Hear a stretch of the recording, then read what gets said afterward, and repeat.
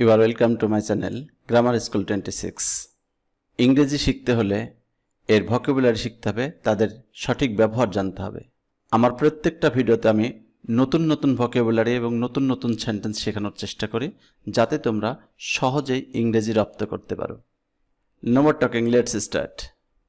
আমি সাঁতার কাটতে পারি বা সে সাঁতার কাটতে পারে। ইংরেজি হবে I can swim, he can swim. আমি সাঁতার কাটতে পারি, সে সাঁতার কাটতে পারে।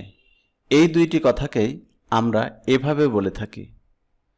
আমি সাঁতার কাটতে জানি, সে সাঁতার কাটতে জানে। অর্থাৎ সাঁতার কাটতে পারি আর সাঁতার কাটতে জানি, এই দুই ধরনের বাক্যই আমরা বলে থাকি। আমি সাঁতার কাটতে পারি, এটার ইংরেজি আই ক্যান সুইম।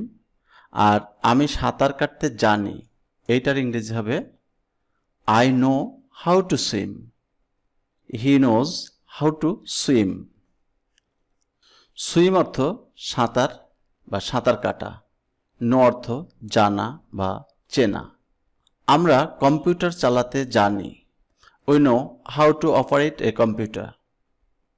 তারা গাড়ি চালাতে জানে, they know how to drive a car. Farhan কবিতা আবৃত্তি করতে জানে, Farhan knows how to recite a poem. এই ধরনের ইংরেজি সেন্টেন্সের গঠনটা হলো সাবজেক্ট, এরপরে know plus how to plus V1 অর্থাৎ ভার্বের প্রেজেন্ট ফর্ম, তারপর এক্সটেনশন বা বাকি অংশ। তবে বাক্যের সাবজেক্ট যদি থার্ড পারসন সিঙ্গুলার হয়, তখন এস যুক্ত হয়ে নোজ হবে। অপারেট অর্থ চালানো, কম্পিউটার চালানো, ল্যাপটপ চালানোর ক্ষেত্রে ভার্ব হিসেবে অপারেট ব্যবহৃত হয়। গাড়ি চালানোর ক্ষেত্রে ড্রাইভ ব্যবহৃত হয়। রিসাইট অর্থ আবৃত্তি করা, কবিতা আবৃত্তি করা, কোরআন আবৃত্তি করা, তখন রিসাইট হবে। তারা মানুষের সাথে ভালো ব্যবহার করতে জানে না, নেগেটিভ। এর ইংরেজি হবে they don't know how to deal well with man. আমি টাই বাঁধতে জানি না, I do not know how to knot a tie. এখানে ডু নটের পরিবর্তে ডন্ট ব্যবহার করা যাবে।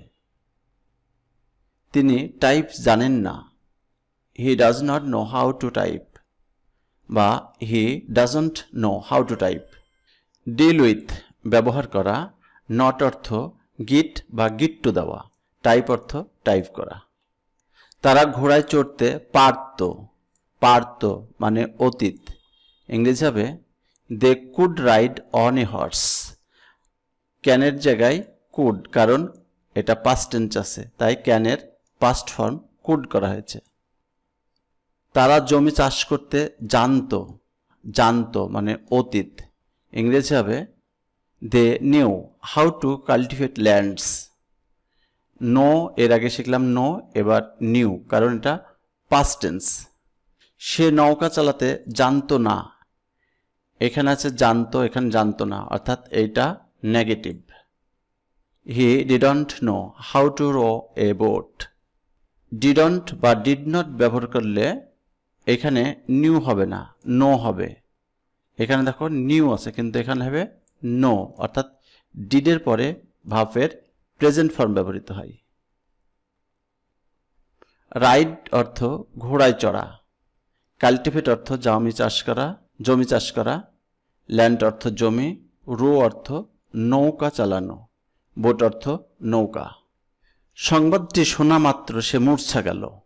একটা কাজ হওয়ার সাথে সাথে আরেকটা কাজ হলে এই ধরনের বাক্য বলে থাকি আমরা, সংবাদটি শোনা মাত্র সে মূর্ছা গেল।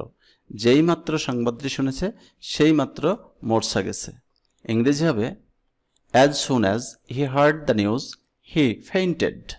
এই ক্ষেত্রে আমরা as soon as ব্যবহার করব। এই বাক্যটাকে আমরা এভাবে বলতে পারবো বা লিখতে পারবো he fainted as soon as he heard the news.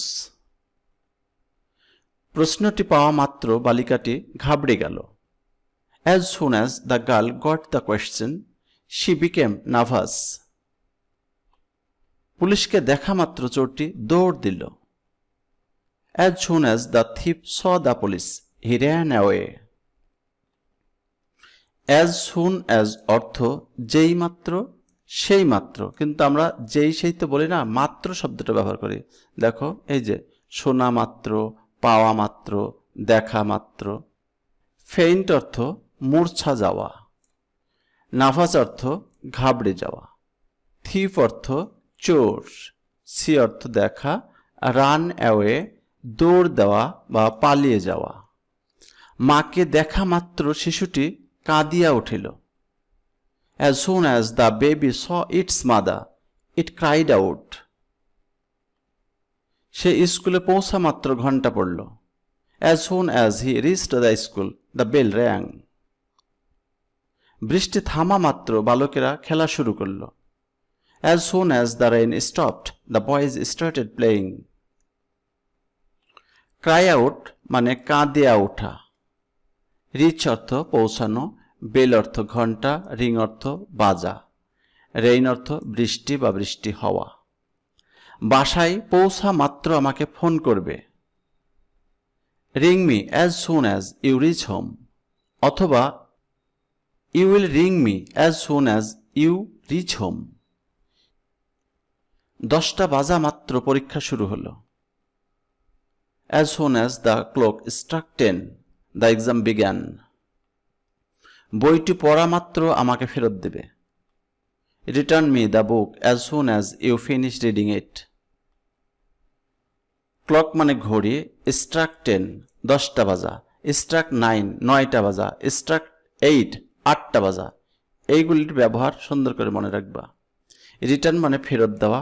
Finish অর্থ শেষ করা। বৃষ্টি থামার সাথে সাথে তুমি স্কুলে রওনা দেবে। এর আগে দেখলাম থামা মাত্র, বাজা মাত্র, আর এবার দেখো সাথে সাথে। বৃষ্টি থামার সাথে সাথে তুমি স্কুলে রওনা দিবে। ইংরেজি হবে you will start for school as soon as the rain stops. টাকাটা পাওয়ার সাথে সাথে আমি বইটি কিনব। I shall buy the book as soon as I get the money. ঘন্টা বাজার সাথে সাথে পরীক্ষা শুরু হলো। The exam began as soon as the bell rang.